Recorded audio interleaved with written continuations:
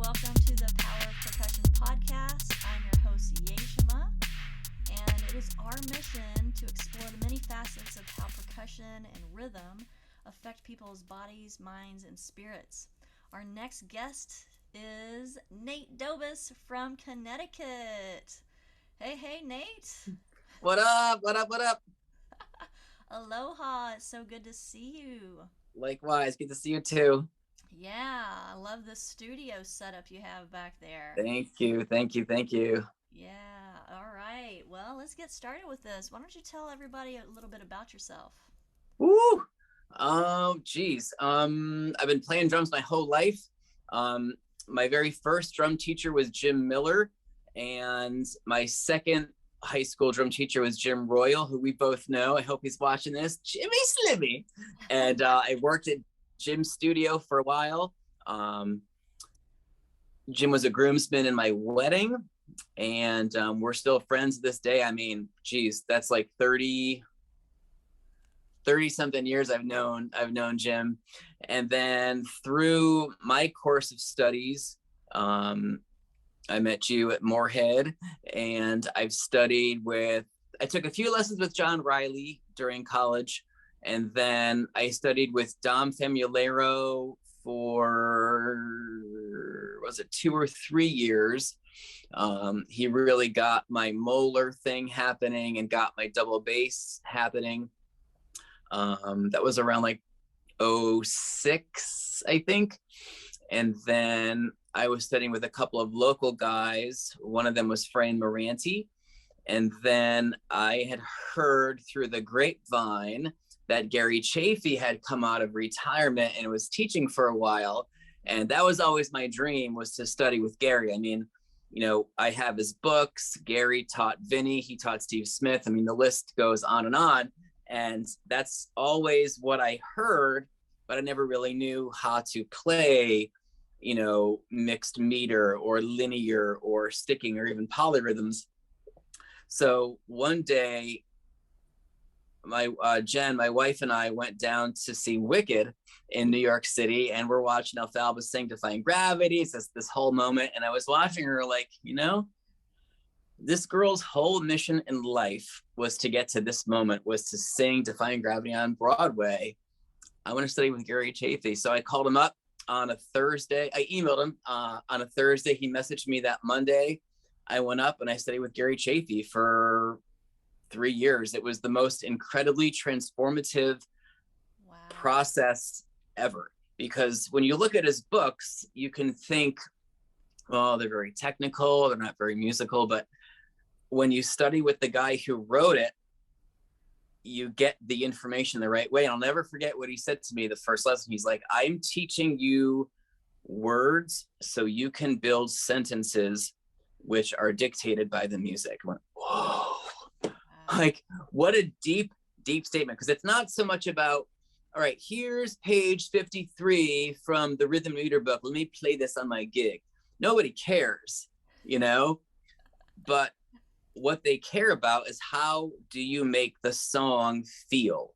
You know, you can play a really simple groove, but a really well-placed hi-hat splash or a little floor tom accent goes a long way. But maybe later in the music, you need something with a little more push. So maybe you can mix up and throw in a 5. Maybe you can throw in a 7 if the music calls for it, not because you know how to do it. You know, you're responding to your environment, not reciting what you know. Like right now with our podcast, we're not reading a script. Well, I think I'm going to use the word philanthropist because it's a big word. Like nobody cares. But if you use the words in the right context, in the right way, yes, there's something very different going on when you're playing. So I studied with Gary. It was about 2.5 years. We did a lot of linear and sticking stuff, and then he retired again. And then he passed the torch to Henrique de Almeida, who teaches at Berkeley and has his own studio at the Drum Set Coach, thedrumsetcoach.com. And I did his polyrhythms class, and I'm doing his hand-foot class now. So it's been a really cool journey, you know, getting what I didn't get, but I'm getting it now. Yeah. So it's a nice little, it's a nice little full circle there. There's always something, especially with this instrument, to learn. There's always any instrument, not just drumming, but any instrument, any art form, anything. Like it's constant like growth in these areas, and so I applaud you for continuing your education and Thanks. seeking out these mentors and doing that. That's awesome. Thank you. But you know, the trick, or what I'm learning now, you don't want to do all of that and stay in student mode. You want to, and my friend Nancy and I were talking about this recently. Check out Nancy Laduena on Instagram. She's an incredible drummer from Italy. You know, you want to make sure you get what you need so you can create your own voice, you know, because if we take lessons all the time, we're going to get stuck in that student mode. So, you know, find a teacher that's going to help you find your voice. So when you sit down, whether it's a hand drum or the kit or a jazz kit, and you listen, you're like, oh, that's Bob Edwards playing, and you can tell by the way they're playing, you know. So that's kind of where I'm at in the journey now. Is all right, I've got what I need. How do I make this stuff mine? Sure, I could sit down and play, you know, 7E or a 5-5-3-3 linear, but nobody cares. Like, how do they know it's mine? How do I take that and make an original idea? So if someone is on the radio, they're like, oh yeah, that's Nate playing the way he phrases. Absolutely. You know. Yeah. Oh, that's exciting. That's exciting. So you're like your voice, your energy right now is you sound very passionate about what you do. Thank you. Tell me why you're so passionate about this. Well, I've done a lot. I'm kind of in all cards on the table. I'm kind of in the middle of this like spiritual awakening / midlife crisis. It's kind of surreal, and this can probably be a subject for a whole other podcast at some time. But when you do things a certain way, you realize that those things aren't working, and you have to go inside and find out why those things are there. So I was working with a coach called Alex Scott, who you can also find on Instagram. I'm plugging everybody tonight. It's great. And we did a lot of inner child work and a lot of parts work to figure out, why is my wiring the way it is? And you learn to be the adult that the inner child never had. So you get really in touch with your self-awareness. What are the things Nate wants to do? I really like this. I really like this. And it was 12 weeks of some of the most brutal inward stuff ever. And now I'm at the point where I'm kind of applying what I've learned. And what I'm learning is the drums are incredibly therapeutic for me, but that's my identity. And what I should be is a conduit. Whatever's going on here and here can come out here. So now I have the tools to say what I need to say, but it comes from a place of authenticity. It's not, oh, here's this cool, you know, Vinny lick, or here's this cool lick of the week that somebody did on TikTok. No, it's, I'm going to play for me and let this come through me from a place of love, from a place of authenticity. And if you look at some of my older stuff, you can see me thinking about what I'm playing and looking for like that approval and looking for that, am I good enough? Was this okay? And it just, you know, you're like kind of toxic to yourself. But when you play from here, and I can see everybody going, we tried to tell you that. But when you play from here, there's something different going on. Like we were doing Holiday Inn today up at CTC. And even when we played it, we did Dogfoot at the Warner last month, and you can see the musicians, they're like, it's the same Nate, it's the same guy, but there's some things different. And, you know, they can't quite put, I don't even know what the hell is different either, but I just know something is different. All that like negative self-talk has calmed way down, where I can say, all right, I'm in this moment and this is what's coming out and let's see where it goes. Whereas before, can I play this cool thing to like impress people, to get followers? It's all BS, you know? So that's why I'm passionate, because a lot, like, I'm learning to get this and this in line. Like there's that old Bruce Lee saying where he was like, you're either logically emotional or emotionally logical, where if you're emotionally logical, you rule too much with this and not enough of this. But if you're logically emotional, it's too much of this and not enough of this. So the idea is to have a balance of both. And when I heard that, I was like, I like that, you know? So that's where the passion is coming from. Oh, I love it. And the balance, yes, absolutely, for the balance. Ah, so when you hear the words power of percussion, what does that make you think of or feel? When I think about the power of percussion, I think about community. I think about how percussion can bring people together. I think about how it can be healing. You know, when I was younger, I was never really good at expressing myself this way through like words, but this helped, you know, like I don't know what was going on, but it feels better when I do this. You know, the idea of, you know, taking this wooden stick and smashing, you know, a cymbal or a drum, or, you know, doing that with 8 other guys, or doing this with, you know, a front ensemble with like marimbas and vibes. Like there's just something about that camaraderie or that shared consciousness, I guess, which makes it a powerful thing. Like you can't really explain what's going on, but you're on the same page in that moment. Like you're sharing this experience of flow and joy from playing, you know, and that is a really, really powerful thing. You know, you may not be able to explain it in the moment, but you'll be playing and it'll be one of these type of things. There's no words, there's just that unspoken, yeah, this is the shit. Like this is cool. I don't know what's happening, but it's really cool. Let's do that again. You know it and feel it. It's an energy. Oh, absolutely. Absolutely. Sometimes words can't describe those things. We can certainly try, but until you've done it, you know, you don't really know or understand. That's okay too.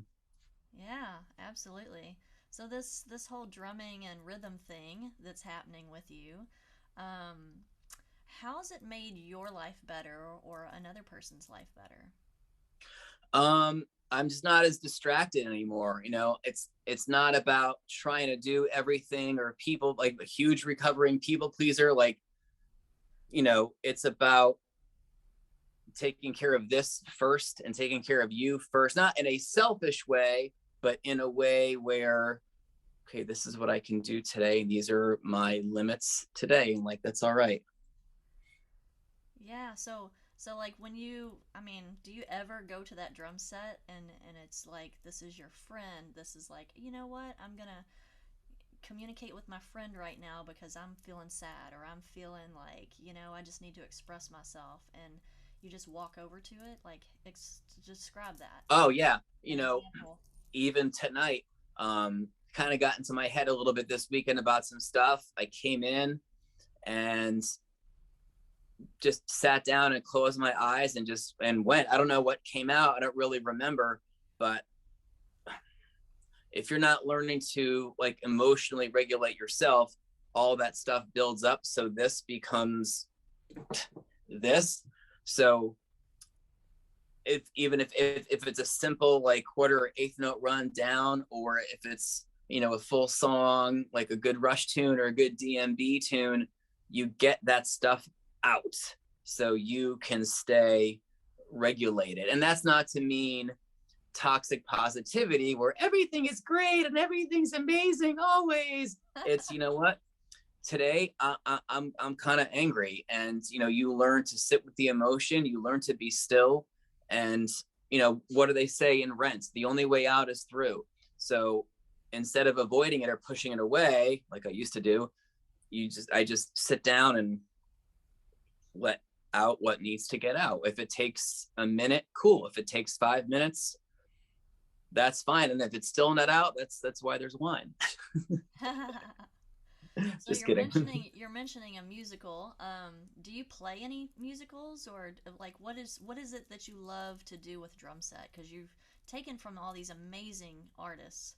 I like a little bit of everything. The musical theater stuff has been cool because each show has a very different setup and a very different story. So October, we did the Connecticut premiere of Kinky Boots, which was 80s pops. And I had some sample pad work, but it was all just 80s pop, you know, and that's kind of where I grew up.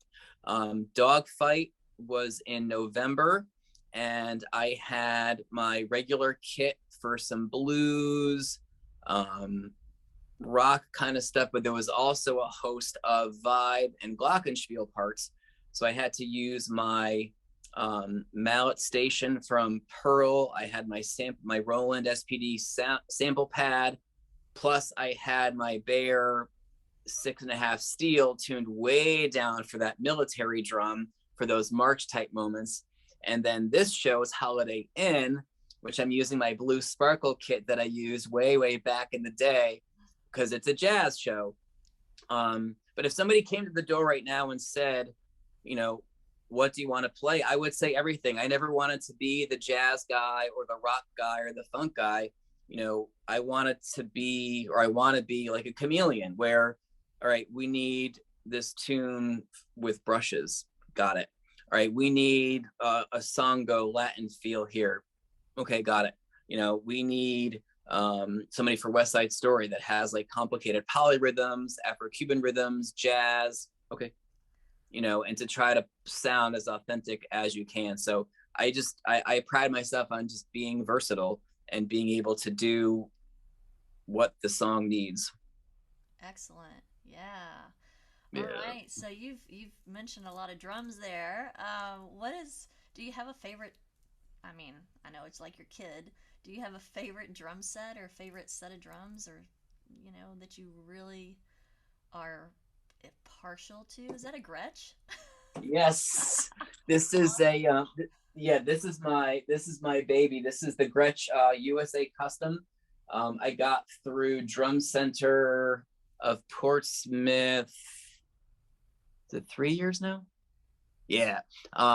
I was on Yamahas for a while, but I think as I got older, my tastes changed a little bit, and this is where birch is a little brighter. This has a lot more warmth and a lot more depth. So I've got a 10x8, 12x9, 14x14, 16x16, 22-inch kick. On the rack toms, I've got Remo coated Ambassador X on top, and then Diplomats on the bottom. So the bottom head's a little thinner. So the rack toms are gonna cut, and then the floor toms, I've got coated Emperor Clear Ambassadors. There's a little more girth to them. So I love this kit. When I become a Gretsch artist, I'm going to get another one. Yeah. Shameless plug. Hashtag Team Remo.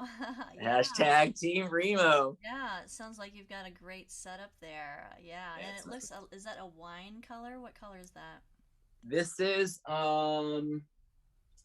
it's like a cherry red, but it's a matte finish. So you can, let's see if you can see the wood grain on the, I don't know if you can see the wood grain on the shells. Yeah, you can. But yeah, yeah, it's nice and thank you. And you know, under the stage lights, it's nice. It's real nice. Oh. And it sounds amazing. Like when the sound guys, you know, put the mic in the kick drum, it's like boom, and everyone's reaction is like, damn, that thing screams. Very cool. So what are your most memorable moments playing the drums? Oh geez. So just anything. There's quite a few, but I think my top The two that come to mind are winning Guitar Center's Drum Off. I was one of two Connecticut reps in, oh geez, was it 08? It was a while ago. Funny story, the two of us went up for regionals up in Boston, and the guys running the thing were like, okay, so we've got this guy, this gal, and this person who goes to Berkeley. We're like, it's over. The Berkeley guy's going to go through. So this guy comes out, he's playing, he drops his stick like 3 or 4 times, and we're like, what? And this cat ends up going through, and it was a really big to do. But winning Drum Off at the Connecticut level was awesome. And then I think it was 4 years ago, we did Rock of Ages at the Warner. That was right around the time I started studying with Gary, and it was just a completely like transformative process to be in front of like 1,700 people in costume on stage, and it was just a really, really magical 2 weeks. So those are definitely the top two. And then I guess my third would be the first tour we did with Mark Daniel. That was 3 years. I think it was the year before COVID hit. We did, we opened for King's X at Toads, went down to South Carolina to open for Cowboy Mouth. And that was interesting because it was the three of us and just on stage, like skinny little me, my buddy Jeff on bass, and Mark, who's got this like, you know, just, he's a huge rock star, you know? And everybody was like, who are these Yankees from Connecticut? Like, what are they doing? And then we started playing, and all the early birds came in, and they're like, oh my God, you guys are so good. And we like won the crowd over. It was wild. And then we finished up at the Oyster Fest in Milford for like 5,000. That was really cool. It was a really cool time. Oh, that sounds awesome. Yeah. Yeah. Yeah. So a wide range of experiences there. So Yeah. if people would like to seek you out for your services, are you teaching? Are you, I know you are performing because you've talked about all the performing, but what how can they reach you, and what types I of would services say do you offer? go to my Instagram, because that's, you know, I have Facebook. I'm not on as much. I kind of mindlessly scroll. Instagram is at Dobas Drums, or if you want to find me on TikTok, I'm trying to grow that, and that's Natty Spatz, NATTYSPATZ. I'm not doing too much teaching, but you know, I'd love to talk drums, and you know, if you have questions on things, I can show you, or if I can help you with the applications of some of the Gary stuff, you know, I'd be happy to, you know, share that with whoever wants to talk about it, because you know, the books themselves can be overwhelming, but when you know how to do them and how to use them, you can get what you need out of them. You know, you don't have to go through the whole book cover to cover. It's more about finding what you want to work on so you can make it part of your playing, so it becomes part of your voice. So Dobas Drums, find me on Instagram. I'll Okay. follow back. Yeah. And is there anything else that you would like to tell the listeners? Yes, prioritize your self-care, because no one's going to do it for you. And I'm talking to all my people pleasers out there. You know, if the more you avoid it, the worse it's going to get. It's really hard to go in and face the crap that's bothering you. But like I said earlier, the only way out is through. And as much as it's going to suck, and as much as you're going to cry and question your own sanity for doing this, you're going to come out the other side. You're going to come out the best version of you. You're going to give yourself an upgrade. You're going to think about it like this. We're going to do this little like personal Chinese fire drill, but instead of going to the same seats, we're going to go to new seats. So it's the same car and the same journey. We're just moving some things around. Take care of yourself. Journal, meditate. With Alex, we got big into tapping. I love tapping. It's like a big reset, restart for your nervous system to get the emotions somewhat stable. Yeah. Take care of yourself, because no one's coming to save you. No one's coming to do the work for you. You got to do it yourself, and, you know, surround yourself with good people, and do the work. Is you'll be happy that you did. Wise words from our friend Nate Dobas. Thank you so much for being on the show today. Thanks for having me, man. I really appreciate it. Yes. Oh, be well, my friend. And You too, my friend. Everybody follow Power of Percussion Podcast. Hashtag Power of Percussion Podcast. Thank you and good night. Good night.